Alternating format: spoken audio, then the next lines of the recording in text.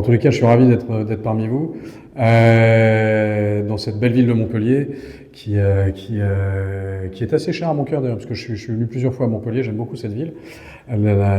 Certains de mes penseurs préférés viennent de Montpellier. Le sujet de ce soir, donc, c'est ce livre, Napoléon III l'incompris. Alors, ce livre, je l'ai coécrit avec Olivier Pastré. Alors, il est très incarné, ce livre, puisque, bon, moi, évidemment, je suis l'arrière-petit, enfin, Napoléon III était le neveu de Joachim Murat et de Caroline Bonaparte. Et Olivier Pastré, le descendant de la famille Pastré, qui ont fait partie des principaux fonds financiers du canal de Suez. Donc Olivier Pastré, lui, est professeur d'économie, c'est un professeur très très sérieux d'économie. Moi, je ne suis pas du tout historien, je suis exégète. Lui est un vrai professeur des universités, avec doctorat agrég, etc., etc. Donc le livre est construit autour de cette idée qu'il y a beaucoup de rapports entre la France actuelle et la France que trouve Louis-Napoléon Bonaparte quand il devient président de la République, et qu'on pourrait peut-être s'inspirer de ce qu'a fait Louis-Napoléon Bonaparte, parce qu'il a trouvé une France dans une situation assez similaire, et il en a fait la seconde, la deuxième, voire même la première puissance mondiale dans certains domaines, alors qu'elle était dans un état un petit peu dormant, puisque vous savez que Napoléon III hérite d'une France qui est celle du Congrès de Vienne. Son oncle à Waterloo, enfin pour les Alliés, le diable Napoléon part, on l'envoie à Sainte-Hélène, et l'Europe peut enfin espérer ne plus avoir cette domination française. Et donc ils ont très très peur de la France, et donc ils mettent la France sous une tutelle internationale, sous une tutelle des Alliés, et la maintenir vraiment à un niveau moyen, le plus moyen possible.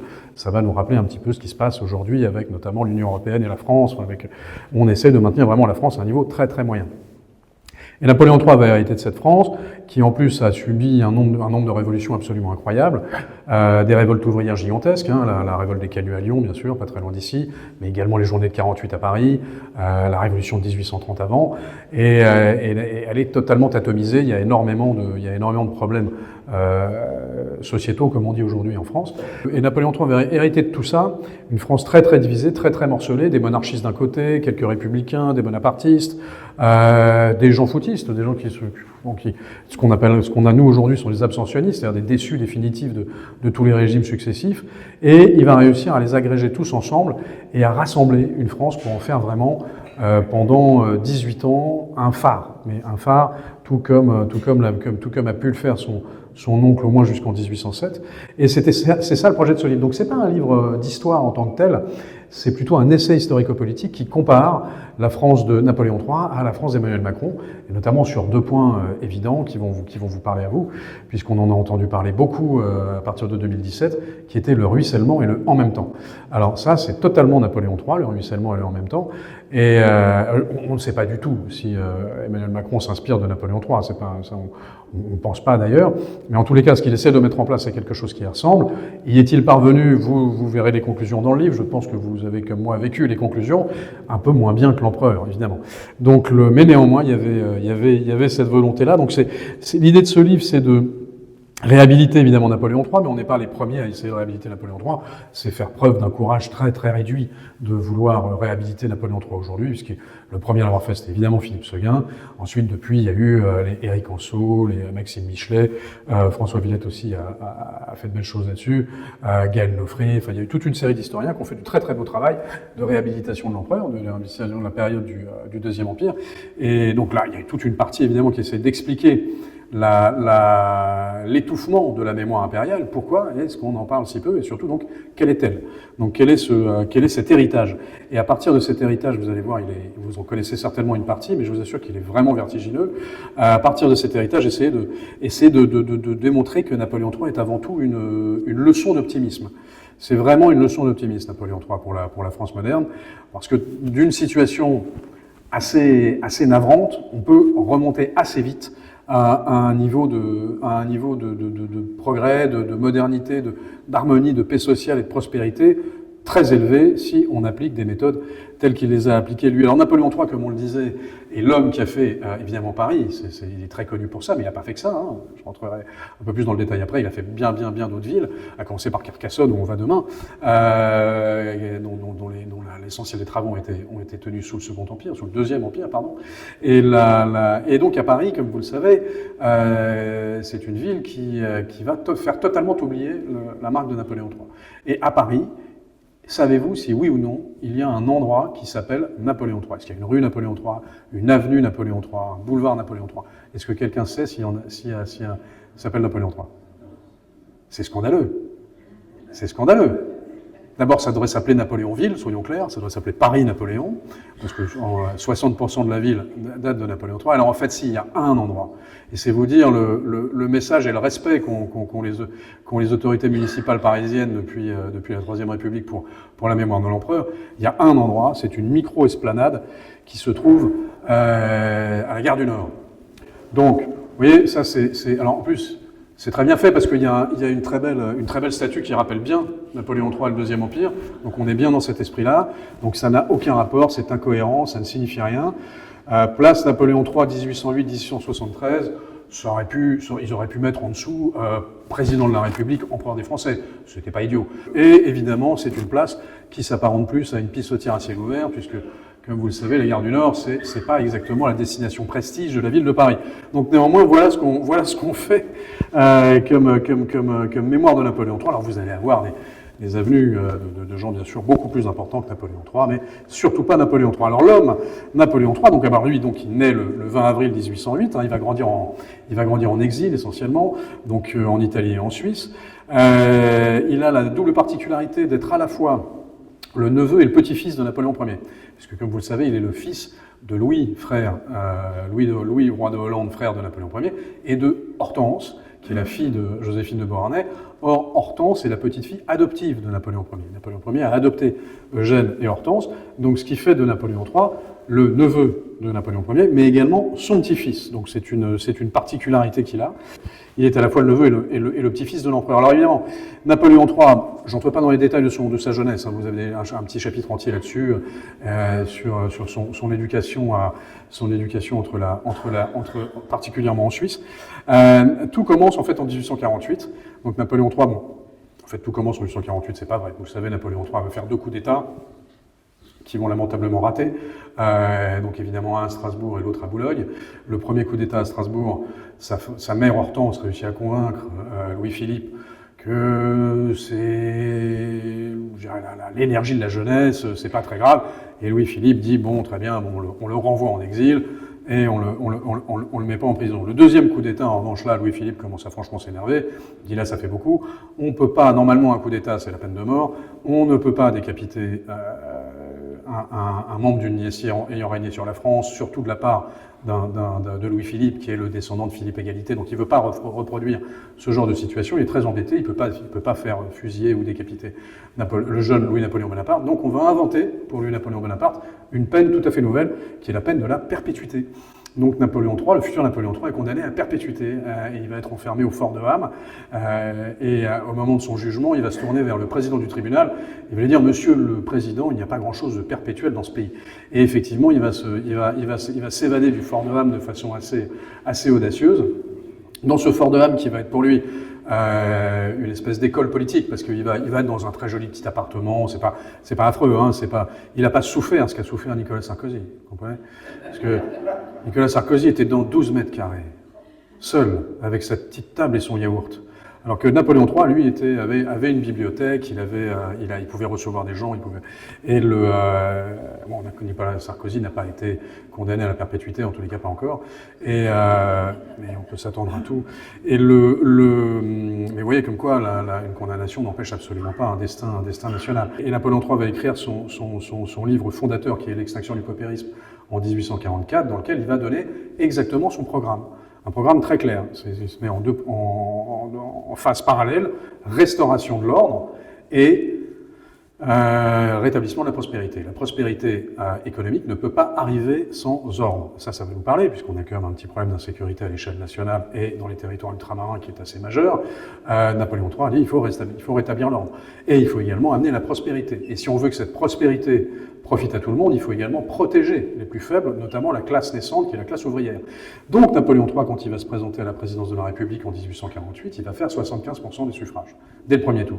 Suffrage universel, hein, c'est masculin évidemment à l'époque, suffrage universel masculin, 75% des suffrages. Pourquoi? Croyez-moi, la totalité de l'université française depuis 150 ans se penche pour essayer de prouver que c'était truqué. Ben non, il n'y a rien de truqué, il a vraiment fait 75% des suffrages, parce que le vote paysan est allé à Napoléon III, le vote ouvrier est allé à Napoléon III, le vote monarchiste est allé à Napoléon III, et le vote bourgeois est allé à Napoléon III.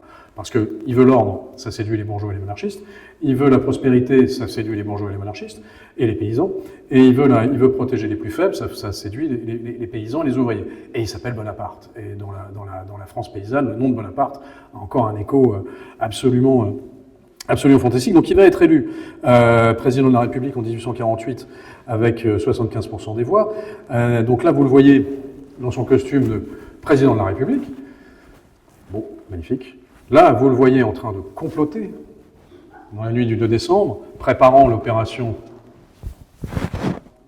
Rubicon, et le voilà devenu empereur. Alors il va préparer ça avec Persigny, avec Morny, avec Magnan, avec le prince Murat à l'époque, qui l'aide beaucoup aussi dans cette opération de coup d'État. Et pourquoi fait-il un coup d'État? Parce que Napoléon III, en fait, il est élu au suffrage universel, mais il n'a absolument aucun pouvoir. Comme premier président de la Deuxième République, il est élu pour 4 ans non rééligible, il ne peut pas faire de deuxième mandat, et donc il n'a pas le temps, il n'a pas la possibilité, il n'a pas le pouvoir de mettre en place ce programme de rétablissement de l'ordre et de développement de la prospérité. Il n'a pas du tout les moyens de le faire. Et un des effets collatéraux, ça va être un problème, c'est évidemment Victor Hugo, qui lui va jouer un rôle majeur dans la destruction de la postérité de Napoléon III, puisque Napoléon III devenant président, Victor Hugo s'attendait très légitimement à être au moins ministre de l'instruction publique, si ce n'est même Premier ministre. Parce que Victor Hugo avait pris Louis-Napoléon Bonaparte, le jeune Louis-Napoléon Bonaparte, sous son aile, et l'avait beaucoup poussé pour devenir député, pour devenir président de la République. Donc Louis-Napoléon Bonaparte en doit vraiment une fière chandelle à Victor Hugo. Et Victor Hugo, évidemment, est épouvantablement vexé de ne pas faire partie du gouvernement. Mais finalement, c'est pas tellement Napoléon III qui décide à ce moment-là, c'est pas tellement le président Louis-Napoléon Bonaparte qui décide tellement de la construction de son gouvernement. Il y a une chambre qui est essentiellement monarchiste, et là, donc ça passe pas très bien. Et Victor Hugo, de toutes les façons, c'est une image que je donne souvent, mais Victor Hugo, vous prenez une grenade, vous la dégoupillez, vous la posez sur la table et vous espérez que ça se passe bien. Il a une telle personnalité, un tel ego qu'il est parfaitement ingérable.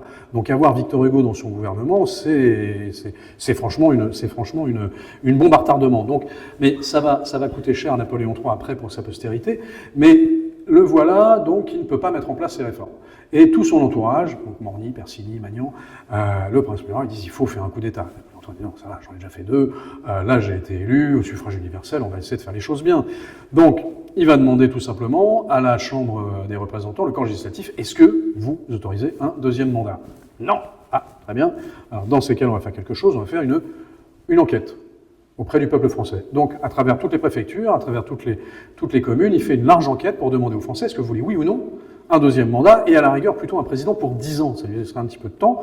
Et là, le peuple français, 1 300 000 sont sondés, c'est un gros sondage pour l'époque, disent massivement oui, c'est ce qu'on veut. Il revient au corps législatif en disant regardez, il y a ce sondage qui dit qu'ils veulent tous que je puisse avoir 10 ans de mandat.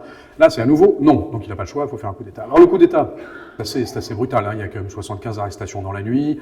Il y aura plus de 10 000 opposants envoyés au bagne. Enfin, c'est pas l'homme le plus facile et le plus doux du monde, Napoléon III. C'est pas ce qu'on lui demande d'ailleurs. Et le coup d'État finalement va même sérieusement déraper pendant une semaine puisque l'armée va aller un petit peu trop loin et il va y avoir 600 morts. Donc sur une semaine, il y aura 600 morts à l'échelle du pays. Il faut mettre ça en reflet de ce qui s'était passé en 1848. À l'époque, c'était la Deuxième République venait d'arriver. On était sur une élection constituante. Il n'y avait pas encore de président de la République. Napoléon III était dans le paysage politique, mais c'était Cavaignac en fait qui plus ou moins tenait les rênes d'un gouvernement provisoire. Et là, le peuple parisien des ouvriers se rebelle. Et Cavaignac, républicain, au sein de la Deuxième République, donc on n'est pas sous la monarchie, on n'est pas sous l'Empire, c'est la République, va faire 5000 morts. Donc les journées de 48, c'est 5000 morts en 2 jours, à Paris.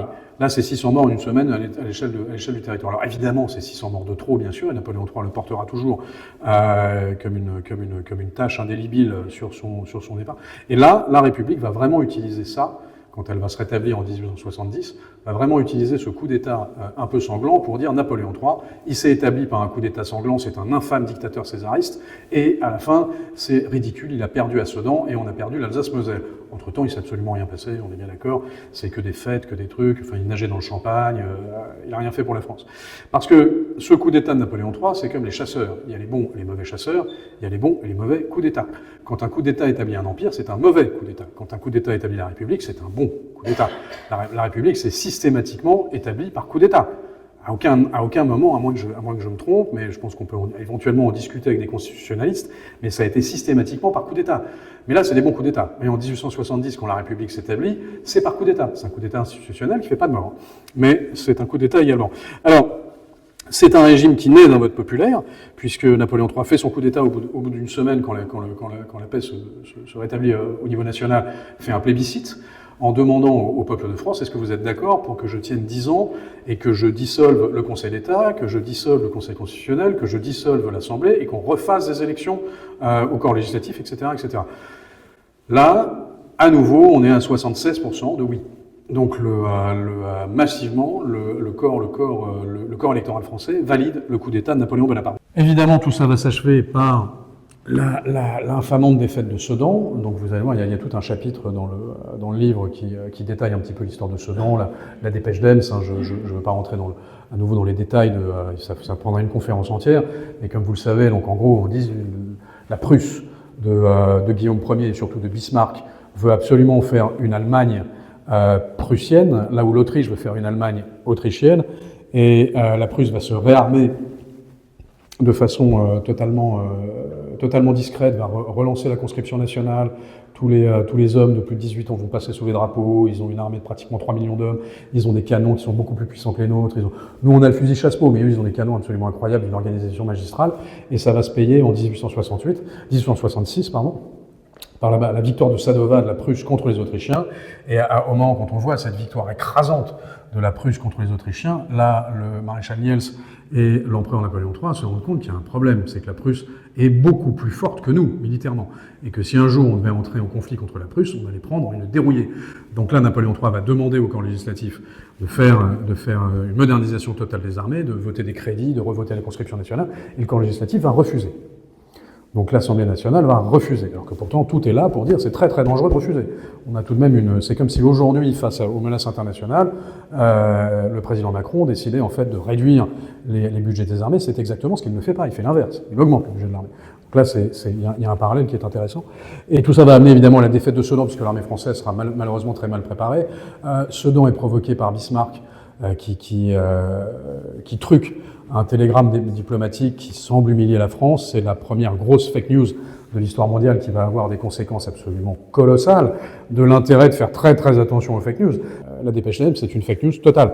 En gros, le représentant de la France auprès du roi de Prusse aurait été mal reçu par le roi de Prusse. C'est une insulte à l'honneur français et donc il faut attaquer.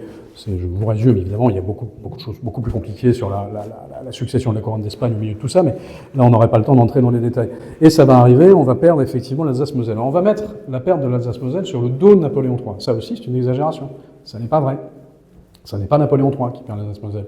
Napoléon III, le 2 septembre 1870, à la défaite de Sedan, est emprisonné. Il est capturé. Le gouvernement de défense nationale, le 4 septembre, se met en place à Paris et déclare la République. C'est la Troisième République qui se fonde et déclare qu'on continue la guerre. Alors, Bismarck est absolument éberlué. Il dit bon, enfin, je veux dire, là c'est bon, on tient Napoléon III, arrêtez. Vous voulez qu'on continue à se battre, on continue à se battre. Et donc ça va être presque un an de guerre en plus, qui va amener le siège de Paris, la Commune de Paris et la perte de l'Alsace-Moselle à la fin, qui est signé par Adolphe Thiers en mai 1871. Napoléon III, depuis septembre 1870, n'est plus aux affaires. Donc c'est 9 mois après la chute de Napoléon III qu'on perd l'Alsace-Moselle. On va quand même lui mettre ça sur le dos, et on va même faire la première loi mémorielle française, il faut que je retrouve la date de cette loi, qui passe au corps législatif, qui explique que toutes les horreurs que la France connaît depuis la défaite de Sedan sont de la faute exclusive de Napoléon III, qui lui est en Angleterre en résidence surveillée. Donc c'est assez curieux. Alors bien sûr, à tout ça s'ajoute le talent génial de Victor Hugo pour fiche en l'air la réputation de Napoléon III. Il est affreusement vexé, comme je vous l'ai dit. Il va s'auto-exiler. Victor Hugo n'a pas été exilé par l'empereur, il s'auto-exile. Il y a cette anecdote, elle est peut-être apocryphe, mais je pense qu'elle sonne tout à fait réelle, de Victor Hugo qui, au lendemain du coup d'État, va avoir un commissaire de police se rend dans un commissariat en disant « Je suis Victor Hugo, qui est l'homme qui est à l'origine du contre-coup d'État », et le commissaire de police qui lui répond « Mais cher maître, oui, tout à fait, on sait qui vous êtes, mais nous, on n'a pas le temps, on n'arrête que les personnes dangereuses. » Et ça le vexe encore plus, et il va s'auto-exiler, il va rester en exil, il va commencer par la Belgique. Alors là, il y a une esthétique de la détestation, de l'invective, de la caricature qui est abominable. Victor Hugo est un des artistes français à qui on doit le plus en termes de rayonnement. C'est formidable. Le monde entier connaît la France, pour plein de raisons, et en grande partie pour l'œuvre de Victor Hugo. Donc on doit énormément à Victor Hugo. Les Misérables, Notre-Dame de Paris, enfin c'est absolument magistral. Vous avez des vitraux de Victor Hugo dans certaines églises au Vietnam. Vous savez qu'il y a ce culte caodaïste au Vietnam au sein duquel Victor Hugo est un saint. Donc Victor Hugo est un personnage mondial et qui emmène la France vers le haut par cette œuvre. Malheureusement, dans le cas de Napoléon III, il ne brille pas. On peut pas dire que ce soit apporté à son crédit, parce que là, vraiment, il s'acharne il tape vraiment en dessous de la ceinture, les châtiments, Napoléon le Petit, il moque le physique de l'impératrice, il la compare à une dinde. Enfin, c'est pas très heureux. Et il se met en scène comme exilé volontaire, s'il n'en reste qu'un, je serai celui-là. Alors qu'à plusieurs reprises, Napoléon III lui dit, mais reviens Victor, il y a les mêmes à la maison, rentre à la maison. Et il écrit tellement de saletés depuis son exil en Belgique que le gouvernement belge est forcé de l'exiler dans les îles anglo-normandes. Non, je suis désolé, on peut pas vous garder, cher maître, parce que, accessoirement, la France est des alliés. Donc là, vous allez un peu trop loin sur les insultes que vous faites subir à Napoléon III. Et donc là, il part dans les îles, vous savez, à Guernesey, avec ses superbes dessins, ses magnifiques poèmes qu'il va faire à Guernesey.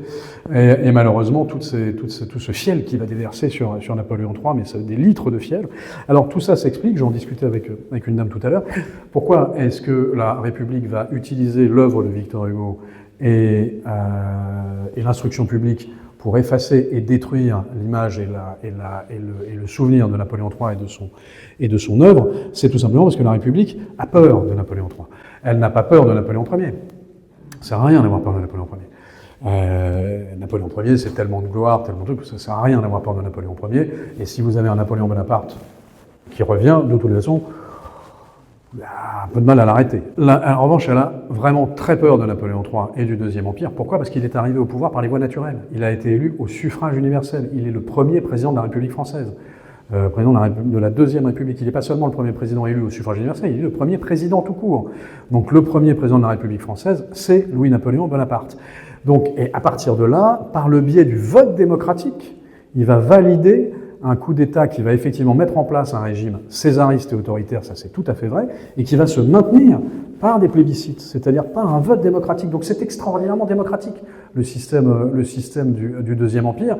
Donc pour la République, c'est très emmerdant, parce que la représentation nationale existe, le corps législatif existe encore sous Napoléon III, il est toujours élu au suffrage universel, mais jusqu'en 1860, il a un rôle qui est très très faible. À partir de 1860, donc rappelez-vous, il établit l'Empire en 1851, à partir de 1860, Napoléon III décide de donner un tournant libéral à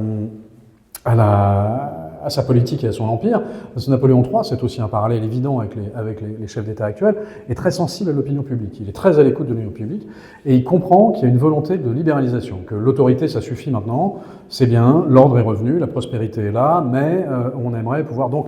Il va libérer le droit de la presse, tout va se libérer. Il va prendre des caricatures absolument monstrueuses à longueur de journée grâce à ça. Il va libéraliser complètement l'Empire et il va continuer à travailler à coup de plébiscite, et le corps législatif aura beaucoup plus de pouvoir, et donc il y aura une forme on est dans une 5e République, en fait. On est quasiment dans le modèle qu'on connaît aujourd'hui, le modèle plutôt gaulliste de la 5e République, avec un empereur au-dessus des partis, une représentation nationale et un lien direct par voie de référendum. C'est exactement le modèle de la 5e République du général de Gaulle, et ça marche de façon magistrale. La seule différence, c'est que là, c'est dynastique. Et ça, évidemment, bon, là, la République n'en veut pas. Mais c'est à tel point, si vous voulez, la détestation de Victor Hugo est tellement ridicule que vous avez plusieurs de de ses opposants, à commencer par Émile Zola. Émile Zola n'aimait pas du tout Napoléon III, n'aimait pas du tout le régime de Napoléon III. Rappelez-vous, Germinal, l'argent, enfin, sont des trucs pour critiquer la société de Napoléon III. Émile Zola, en 1895, donc 20 ans après la fin de l'Empire, alors qu'il n'a rien à y gagner, va dire le Napoléon III des châtiments, donc des châtiments de Victor Hugo, c'est un croque-mitaine sorti tout beauté et tout éperonné de l'imagination de Victor Hugo. Rien n'est moins ressemblant que ce portrait, sorte de statue de bronze et de boue, élevé par le poète pour servir de cible à ses traits acérés, disons-le, à ses crachats. Donc on va dire critique tout à fait Victor Hugo en disant c'est pas normal qu'il était aussi loin parce que c'est totalement irréaliste.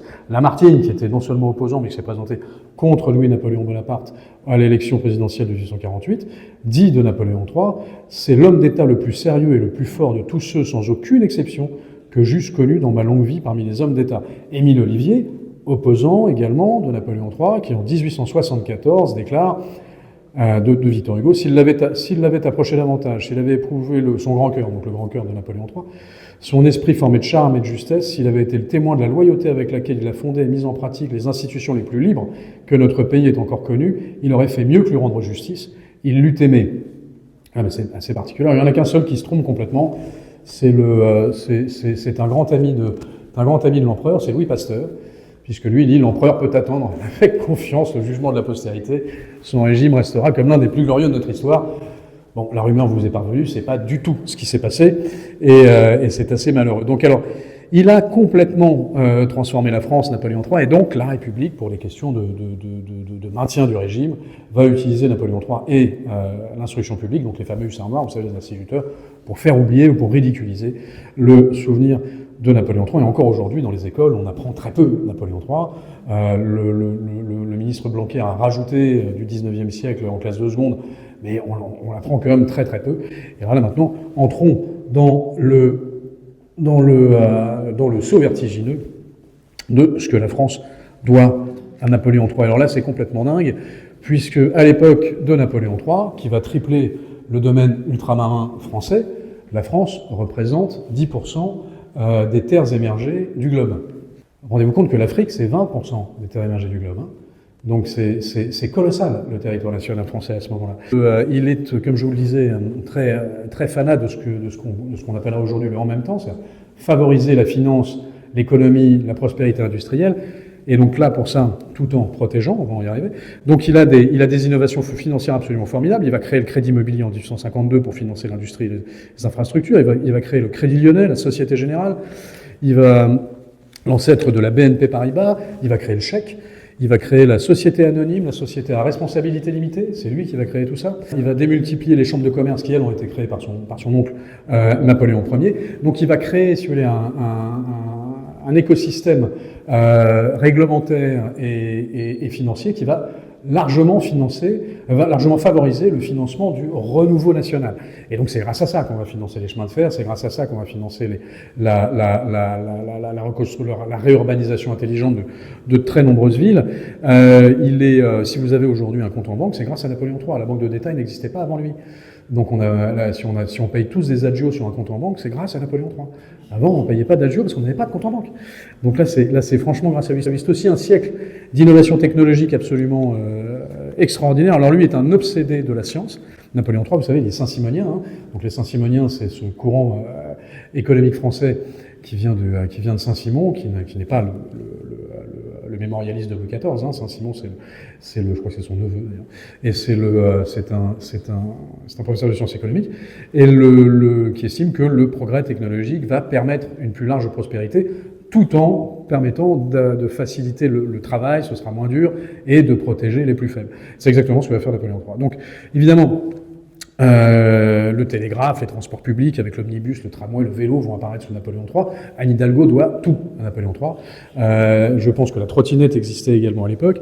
Il va, dans ses travaux d'urbanisation formidables, il va amener l'eau courante et le gaz à tous les étages. L'eau courante potable, ça n'existe que là. C'est complètement fou, l'eau courante potable. La photographie va apparaître avec Napoléon III, donc ça va avoir deux effets, c'est que trois. Vous avez dans la vie quotidienne apparaissent l'album photo. Alors maintenant c'est terminé puisqu'on a tous un téléphone, donc l'album photo c'est fini, mais pendant très longtemps l'album photo c'était très important. Le deuxième effet, c'est que pour les beaux-arts ça va avoir un impact énorme, ça va être l'apparition de l'impressionnisme, puisque maintenant ça ne sert plus à rien de faire de beaux tableaux qui représentent la réalité, puisqu'on a la photo. Donc on va faire de l'impressionnisme et finalement on fera de l'art abstrait. Donc ça vient un peu de là. Et le troisième effet, là, c'est à nouveau, ça a joué contre Napoléon III. Napoléon III il y a quelques tableaux assez beaux, mais on a surtout des photos. Et les photos sont moches. Parce que les photos, bon, les photos sont sympathiques, mais les photos sont... c'est touchant de voir ces photos en noir et blanc. Il va revenir, je pense. Voilà. Mais malheureusement, quand vous voyez Napoléon III, le portrait de Winter Alter, il est sublime. Quand vous le voyez en photo, il est moins bon. Napoléon Ier n'avait pas de photo. Une photo de Murat, je ne sais pas si on ne serait pas tous très très déçus. Il avait certainement de très beaux costumes, mais à quoi ressemblait-il vraiment alors que le portrait de Murat devant le Vésuve sur son cheval cabré, ça laisse Napoléon passant le Grand Saint-Bernard sur son superbe cheval, c'est un truc absolument superbe. Si on avait une photo de Bonaparte, je ne sais pas si on le trouverait extraordinairement flamboyant. Et ben Napoléon III, il y a des photos. Donc là, c'est pas de chance. Et en plus, c'est l'époque où on ne s'est pas posé. Donc on a le regard un peu dans le vide comme ça. On sourit pas, faut pas sourire. Donc ça va jouer un peu contre lui. Bon, ça c'est l'effet photovoltaïque va apparaître. Vous allez avoir les débuts de l'électricité avec la pile Leclanché, les batteries plantées. Une partie des travaux de Paris la nuit se fait sous éclairage électrique. La métallurgie va exploser avec les procédés Bessemer et Martin Simès qui vont permettre de produire un acier beaucoup plus fiable et beaucoup moins cher. Et ça va être pour Gustave Eiffel un terrain de jeu absolument formidable puisqu'il est déjà là à ce moment-là. Il fera la tour Eiffel bien sûr bien après, mais il va participer à la construction. Il y a une explosion de structures métalliques toutes plus belles, les plus incroyables les unes que les autres, notamment pour l'exposition universelle de 1855 et 1867. Quand on voit les photos de l'époque et quand on voit les images de l'époque, on fait des structures métalliques qui sont colossales, elles sont plus grandes que le Grand Palais. Mais il y a une telle prospérité que quand c'est fini, on démonte. Alors que c'est complètement fou. La tour Eiffel était faite pour être démontée d'ailleurs.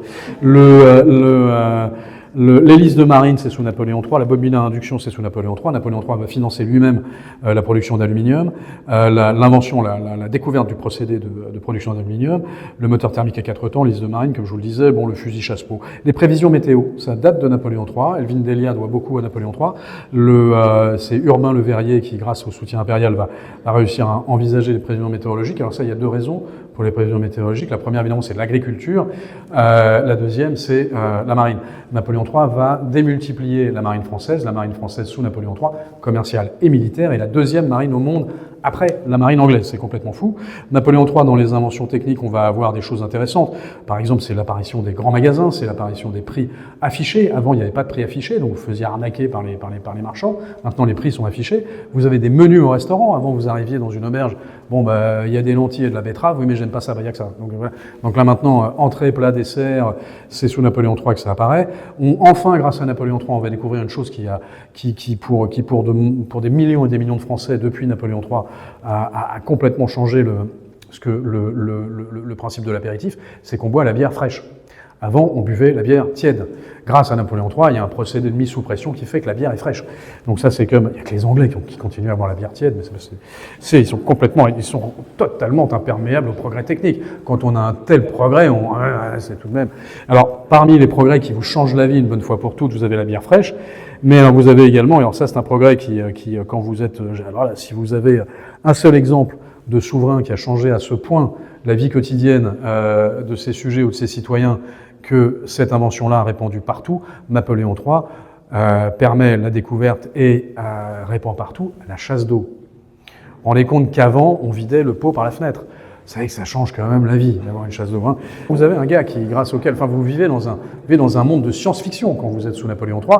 Vous allez avoir évidemment le développement du chemin de fer, puisqu'il va multiplier par 3 ou 4 même pas, par 5 même, on passe de 3500 à 23 000 km de rails. Il y a Xavier Mauduit, qui est un des plus grands spécialistes du Deuxième Empire, avec un talent fou, explique ça. Et imaginez-vous un paysan sous le Deuxième Empire en 1854, qui est en train de pousser sa charrue avec ses bœufs, et qui voit des travaux au loin, il ne comprend pas ce que c'est, qu'est-ce qu'ils font là-bas, okay.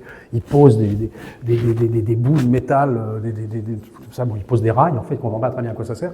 Puis au bout d'un an, il voit passer un truc avec un panache de fumée, une locomotive. Voilà. Vous n'avez jamais vu de locomotive de votre vie, personne n'a vu de locomotive avant 1815, 1810.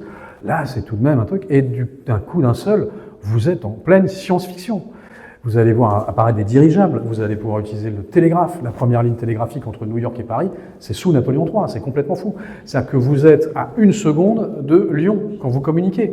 Vous n'êtes plus à 3 jours de cheval. Vous êtes à moins de 5 heures de train. C'est complètement fou, c'est-à-dire que vous rétrécissez en accélérant le territoire national. C'est-à-dire que d'un seul coup, tout devient plus rapide, tout devient plus facile. Vous pouvez aller dîner chez Tata Janine, alors qu'avant, c'était pas possible, c'était à 4 jours de cheval, c'est pas possible. Vous pouvez faire l'aller-retour dans la journée. Vous pouvez aller boire une bière fraîche chez Tata Janine, prendre une photo en souvenir, tout ça grâce à Napoléon III. Vous faites ça en famille. Donc c'est absolument magistral. Il va évidemment moderniser également les ports, les canaux, alors le port de Marseille, du Havre, de Bordeaux, mais également évidemment le port de Hanoï, d'Alger, de Dakar sont des réalisations de Napoléon III. Il va bien sûr creuser le canal de Suez, qui a un impact gigantesque encore aujourd'hui sur le commerce mondial. La production industrielle de masse va exploser, puisqu'on va augmenter de 73% la production industrielle, de 60% la production agricole, de 164%, on va augmenter les exportations de 164%. La construction des routes va augmenter de 100%, c'est-à-dire que c'est complètement fou. Aujourd'hui, on a un vrai problème d'infrastructure et de maintien des infrastructures en France, donc lui, il va faire tout ça. L'urbanisation et l'assainissement, donc le Paris haussmannien, Biarritz, Vichy, Marseille, Lyon, Bordeaux, les Landes, la Corse, Carcassonne, le port de Dakar, c'est complètement fou. Les travaux haussmanniens, évidemment, à Paris, donc les travaux napoléoniens. Donc, il élargit les voies urbaines, et il crée de nouveaux boulevards, il rénove des quartiers entiers pour des questions de santé publique. On dit évidemment, une fois de plus, pour dire de Napoléon III que c'est un afro-dictateur qui creuse des avenues pour pouvoir tirer au canon et charger à cheval. Alors, je peux témoigner, parce que j'y ai participé par contumace en 1795, on tirait au canon sur les révoltés royalistes, Murat et Bonaparte ont fait tirer au canon sans aucun problème dans les rues de Paris. On n'a pas attendu les avenues de Napoléon III pour tirer au canon dans les rues de Paris. Et quant au fait qu'on crée des avenues pour pouvoir charger à cheval et empêcher les barricades, il me semble que le temps des barricades, justement, c'est plutôt après Napoléon III. Donc, c'est évidemment une exagération. Certainement, c'est un rôle de sécurité publique, bien sûr, mais c'est pas la raison numéro 1. La raison numéro 1, c'est que Paris est une ville du Moyen-Âge. C'est vraiment celle décrite par Victor Hugo dans les premières pages de Notre-Dame de Paris, qui sont absolument splendides sur ce survol, vous savez, l'oiseau qui survole les rues de Paris. Et c'est magnifique, c'est une ville du Moyen-Âge. Il n'y a pas d'égout. Napoléon va faire creuser 600 km d'égouts. C'est complètement fou. Évidemment, l'eau potable à tous les étages, la chasse d'eau à tous les étages, le gaz à tous les étages. Et en fait, il veut aérer la ville. Parce qu'il y a des épidémies de choléra tout le temps. Puisque, comme on vide son pot par la fenêtre, il y a des monceaux d'immondices et de déjections humaines et animales dans les rues de Paris. Donc le docteur Gérald Mongin pourrait vous expliquer ça plus en détail. C'est pas bon pour la santé publique. Donc il fait ça parce qu'il est tout à fait hygiéniste, Napoléon III. Il va évidemment créer les espaces verts emblématiques, le bois de Boulogne, les buttes de Chaumont, le parc Monceau, le bois de Vincennes, tout ça, c'est à l'époque de Napoléon III. Mais on est dans le en même temps. Donc, c'est-à-dire qu'il va favoriser tout ça, mais il va également protéger les plus faibles. Donc, il va légaliser le droit de grève, il va développer les sociétés de secours mutuels, qui sont les précurseurs des assurances sociales modernes. Il va construire sur ses propres fonds des logements ouvriers salubres, des bains publics urbains, des hospices pour ouvriers malades dans toute la France. Il augmente le budget de l'instruction publique de 100%, 103% exactement. Il offre enfin l'accès aux filles à l'instruction publique. Il va rendre l'école gratuite pour les garçons et les filles. Elle deviendra obligatoire sous Jules Ferry, mais elle est gratuite sous Napoléon III. Donc, celui qui rend l'école gratuite pour tout le monde, pour les garçons et les filles, ça n'est pas Jules Ferry, c'est Napoléon III et c'est Victor Duruy. Alors, il y a des collèges Victor Duruy, mais il n'y a pas un seul collège Napoléon III en France. C'est quand même lamentable. Alors qu'il va donner son indépendance aux universités, ce qui, pour un dictateur, c'est pas une politique intelligente de donner l'indépendance aux universités. Donc, ça n'est évidemment pas un dictateur. Il crée l'école pratique des études, il crée les rectorats et les académies. Toujours, aucune école ni aucune université Napoléon III en France.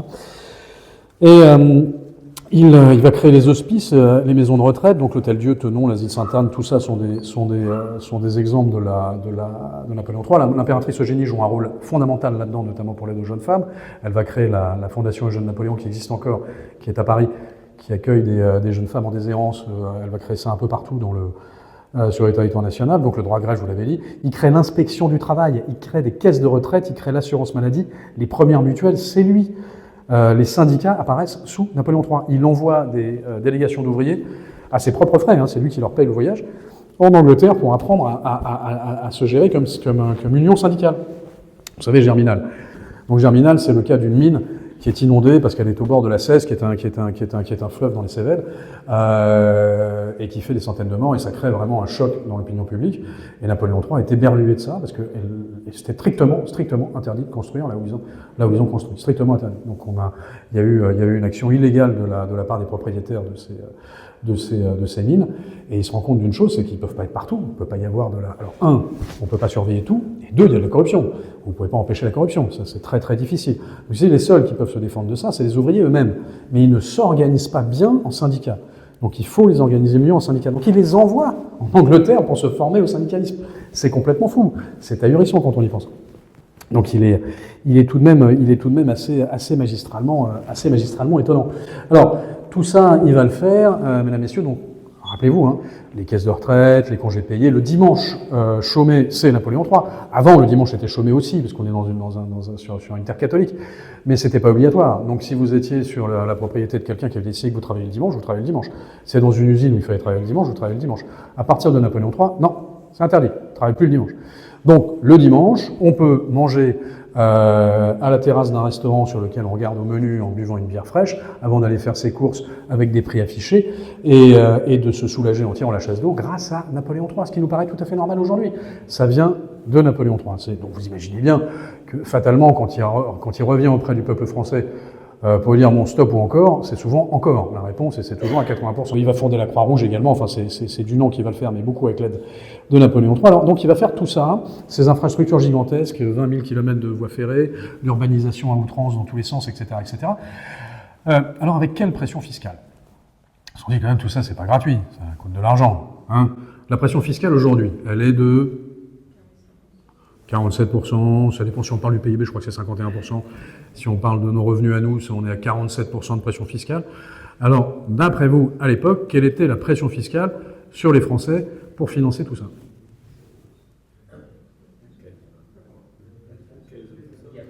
9%. 9% de pression fiscale, c'est pas fou. C'est incroyable. 9%, c'est magistral. Et alors, comment est-ce qu'il a réussi à faire ça? C'est parce que Napoléon III a un petit peu forcé la main des oligarques, donc les Bernard Arnault, les Xavier Niel de l'époque, qui à l'époque s'appelait Lafitte, Foule, Rothschild déjà. Je ne sais pas s'il y avait un Epstein à l'époque, mais en tous les cas, il y avait déjà les Rothschild. Et il leur a un peu forcé la main pour investir justement dans les infrastructures. Donc il a fait les premiers partenariats publics-privés à très très haute dose, et ça a magnifiquement marché. Ce qui fait que les grands, les hyper riches de l'époque n'étaient pas considérés comme avec une jalousie ou un ressentiment aussi puissant qu'ils le sont aujourd'hui en France, qui allie à la fois un sentiment de parasite et un sentiment de jalousie. À l'époque, non, parce qu'ils servaient à quelque chose. C'est-à-dire qu'ils payaient les statuts dans les villes, ils payaient les chemins de fer, ils payaient tout ça. Donc c'était, alors évidemment, ils payaient tout ça et ils ont retiré des profits puisque c'est sous forme de concession. Mais Napoléon III, par exemple, vous laissait gérer la ligne Paris-Bordeaux qui était extrêmement prolifique, enfin qui était très très bénéficiaire. En échange, il fallait faire des lignes transversales, qui ont été depuis remplacées par les bus Macron.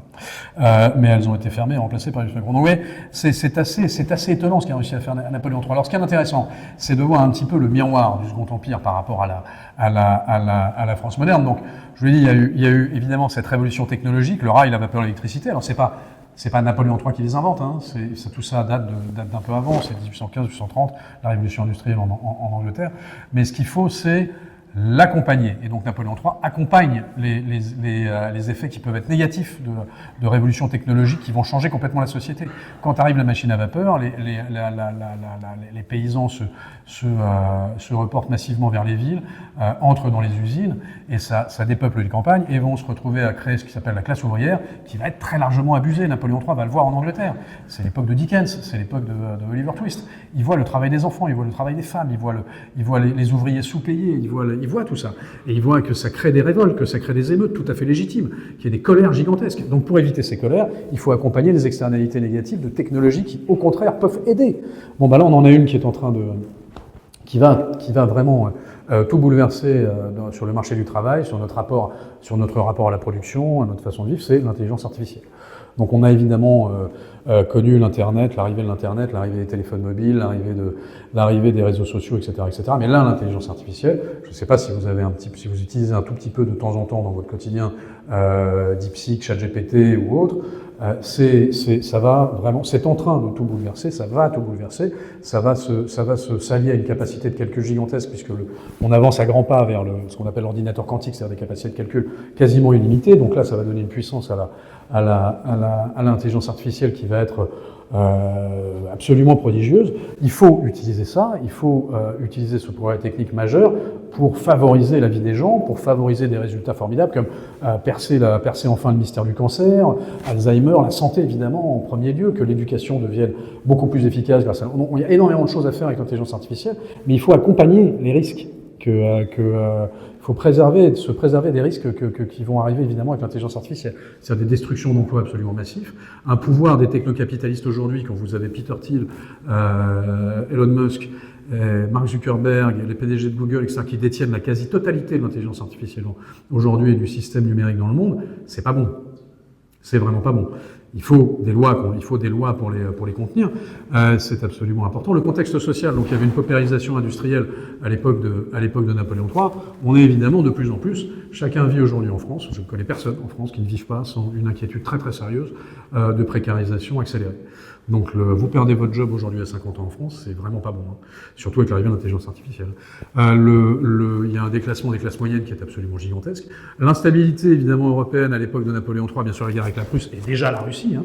Alors là, nous, on a également la Russie qui pose de sérieux soucis en Europe. Il y a une instabilité mondiale absolument colossale en ce moment, hein, c'est le moins qu'on puisse dire.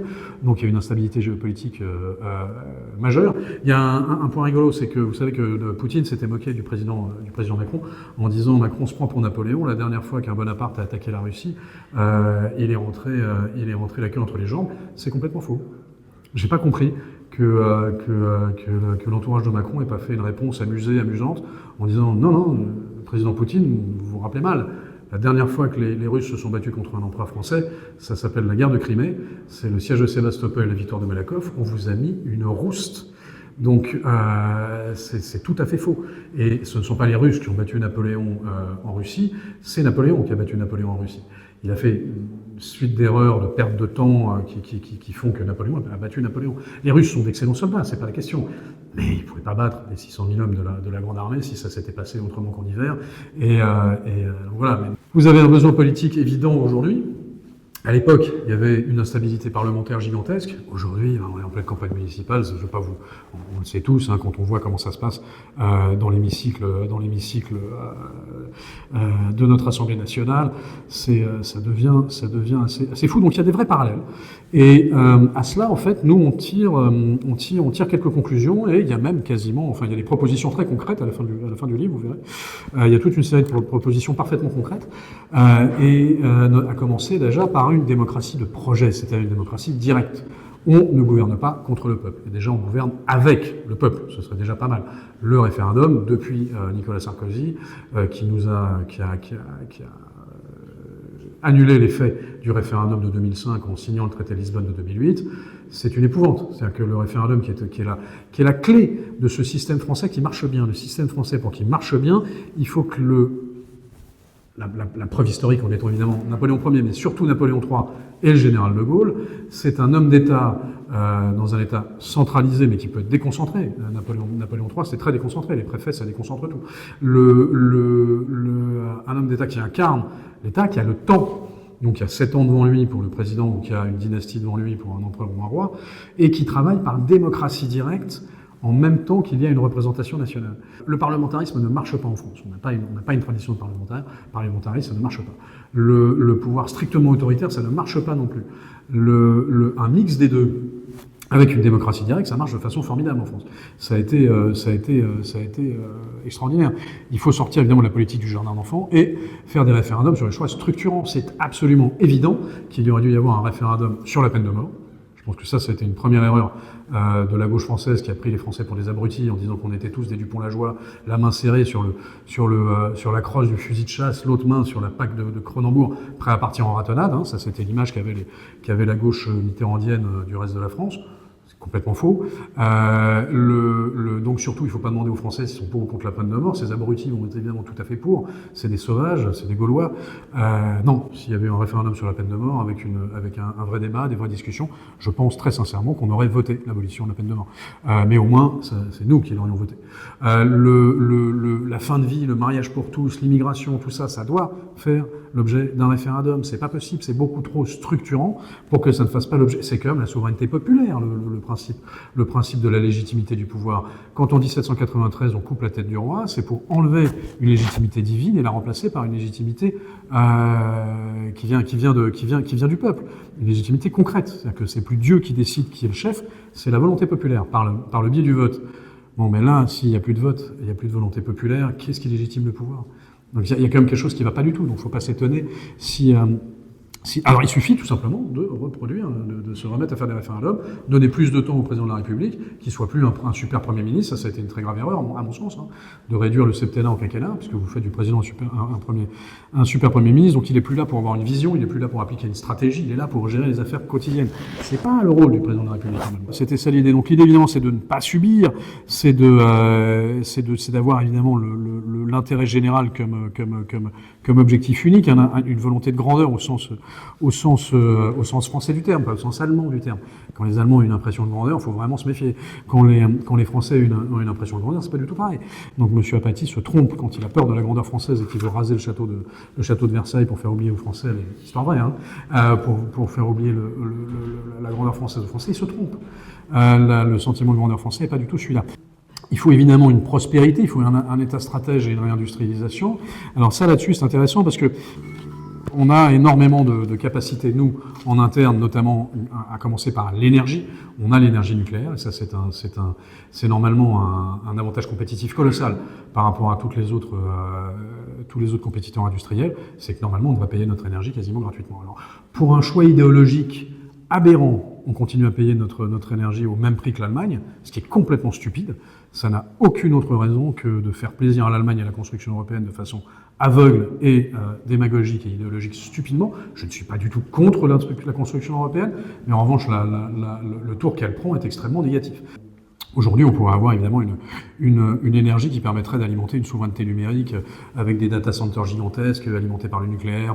Ça pourrait être absolument formidable. On a une puissance maritime potentielle qui est gigantesque parce que grâce à Napoléon III, on a la zone économique exclusive, c'est-à-dire la zone maritime la plus grande du monde. On a les fonds marins les plus puissants du monde, les plus grands du monde. Vous savez qu'on parle beaucoup de terres rares. On dit que les Chinois sont les producteurs numéro 1 de terres rares et que la République démocratique du Congo aussi serait Non, les premiers producteurs potentiels de terres rares, c'est la France. Parce que les terres rares, c'est dans les fonds marins. Ça s'appelle les nodules polymétalliques. Vous avez énormément de terres rares dans les fonds marins. On a les plus grands fonds marins mondiaux. Ça s'appelle les accords Star-Plaque de 2017, validés par l'ONU. C'est français. Il suffit d'aller les chercher, il suffit d'aller les raffiner. Il faut développer ça. Mais on veut absolument, et on sent qu'il y a une volonté de détruire le territoire ultramarin français. On favorise le désordre en Nouvelle-Calédonie, on favorise le désordre à Mayotte, pour finalement refaire un 177e référendum, où enfin, ils vont dire d'accord, on prend l'indépendance. Parce que ça fait 14 fois qu'on fait des référendums auprès des Néo-Calédoniens qui veulent rester français. On n'est pas dans le cas d'une colonie, là. C'est des gens qui veulent rester français. Et on a changé la base électorale pour être sûr que ce soit que les Calédoniens qui votent, qu'il n'y ait pas d'influence, etc. Et ils veulent toujours rester français. Mais non, mais si, vous êtes sûr, non, faut pas. Et là, on cherche à casser le territoire ultramarin. Et la seule raison à ça, c'est parce que la France est trop grande pour s'intégrer dans l'Europe. Ça fait peur à l'Allemagne, parce qu'elle a une zone économique exclusive gigantesque. Elle a des territoires absolument gigantesques. Il faut la rapetisser pour la fondre dans cette construction européenne qui, à mon avis, ne correspond pas aux besoins français aujourd'hui. Il faut évidemment des chocs de compétitivité importants, il faut un pacte social donnant-donnant, mais il faut aider également, il faut développer la participation, il faut développer tout ça, créer des fonds souverains sectoriels. Alors, sur le choc de compétitivité Napoléon III, la richesse d'un pays est comme un fleuve. Si on prend ses eaux à sa source, on le tarit. Si on le prend lorsque le fleuve a grandi, on peut en détourner une large masse sans en altérer le cours. C'est-à-dire pas d'impôt de production. C'est ce que demandent tous nos chefs d'entreprise aujourd'hui. Les impôts de production nous asphyxient. qu'il y ait des impôts quand on vend le produit, très bien, mais pas quand on le produit. Donc ça, c'est une folie.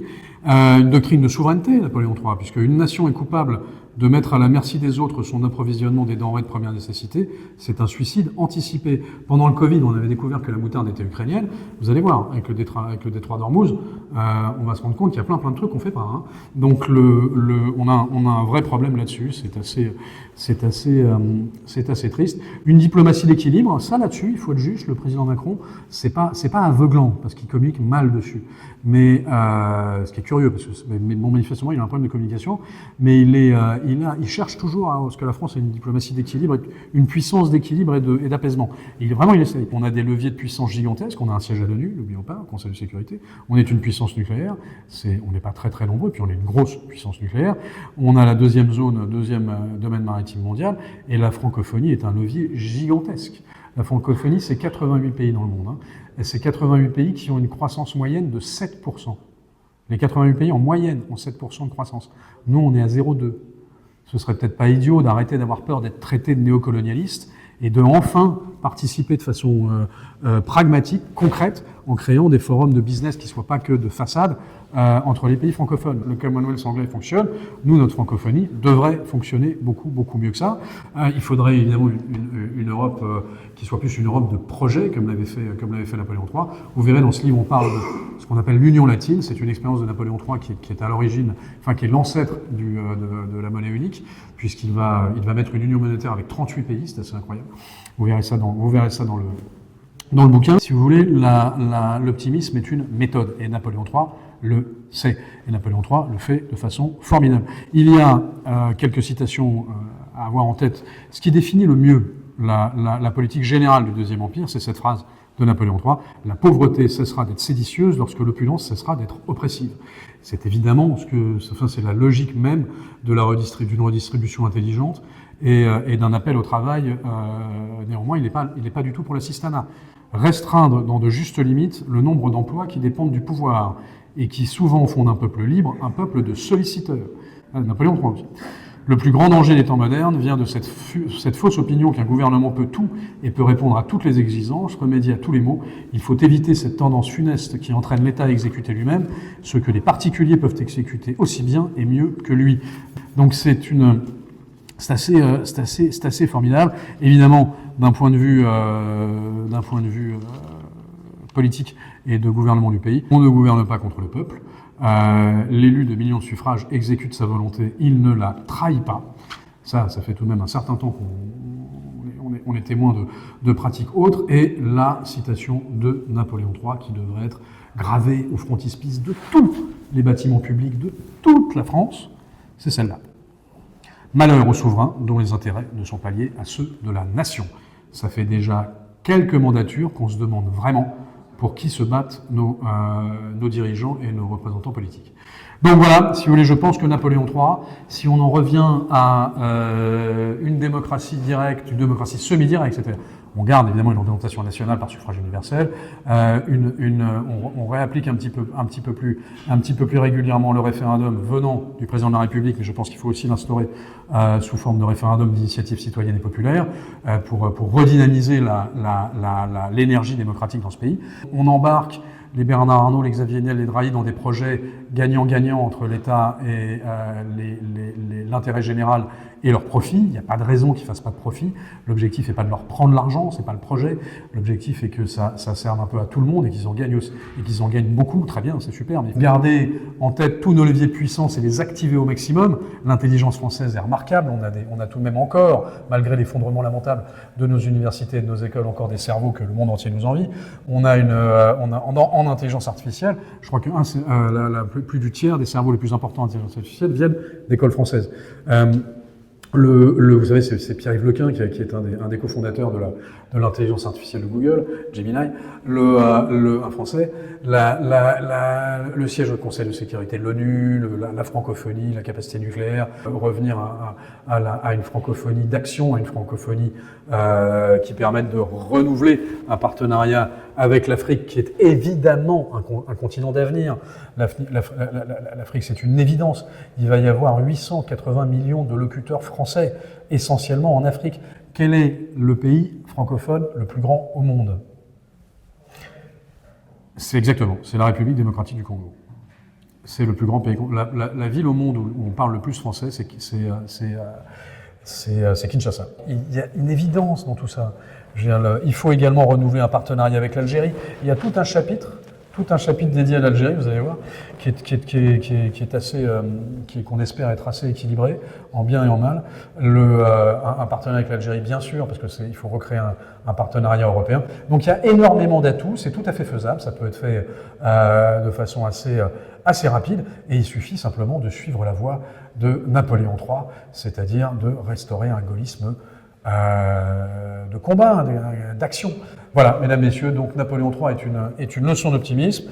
Vous allez voir tout ça est merveilleusement synthétisé dans ce livre absolument, cet ouvrage remarquable, qui a beaucoup de qualité. D'abord, la couverture est très jolie, l'odeur est bonne, moi j'adore sentir ce livre, on l'a fait parfumer exprès, et il a une particularité, c'est qu'il est court, parce qu'on n'a plus le temps de lire des bouquins de 600 pages, et donc il n'est pas très épais. Donc si vous avez besoin de caler un meuble, c'est pratique aussi. Il fait les deux. C'est des circuits courts, c'est très écologique. Et voilà. Chers mesdames et messieurs, je suis là pour vos questions, si vous en avez.